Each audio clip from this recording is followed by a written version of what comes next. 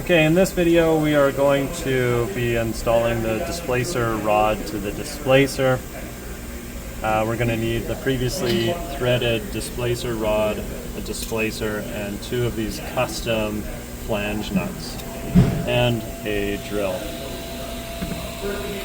So the first step is to put the rod into the drill.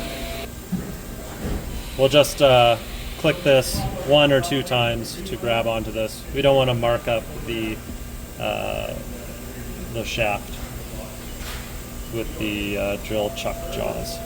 Then we'll take the displacer flange nut and we'll put it on with the flange up, and you'll rotate the drill. Make sure that you have forward setting on the drill, and just go slow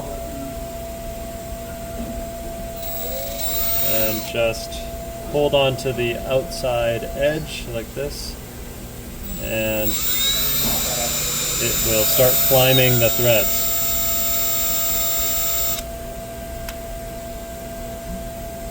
Now once the threads are about there, you can put the displacer ring on, the displacer onto it, and you'll just push it on just like that. A little portion might come off, that's okay. You should see that the displacer rod is flush with the bottom of the displacer. If it's protruding, we'll fix that up later. If it's shy like this, then we'll need to bring the nut further onto the shaft. Okay, but right now I'm about flush, so I'm happy with that. Then I'll put the flange nut with the flange down, and we'll press it onto the shaft just like that and rotate the drill. Then hold on to the outside and start clamping it. Now this split in the nut is a nice feature to hold on to while you're tightening it. You can just stick your nail into that slit and it'll tighten nicely. Okay, and we're almost done. We just want the displacer rod to be flush with the plastic component. Ready to take this off now, so I'll just twist that to open up the drill chuck jaws, and there we go. So here I see that it's on a slight angle.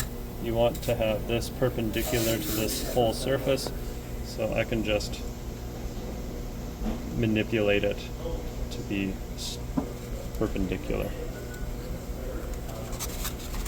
And just look at it from all sides.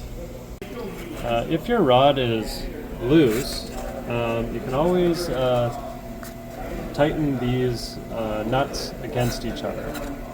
You'll just stick one fingernail in the slit of the nut on one side and rotate the other side, and you can get your fingernail into that split on the top one and just rotate the two against each other, and that will tighten the two nuts against the displacer, tightening everything up. Now that you have your displacer rod attached to your displacer, it's time to put it into the top plate of the Stirling engine. You'll just turn the top plate over, slide the displacer rod into the displacer bushing from the bottom, and poke it up. You'll want to, at this point, just make sure that it slides freely. And if it doesn't slide freely, we will have to fix up the connection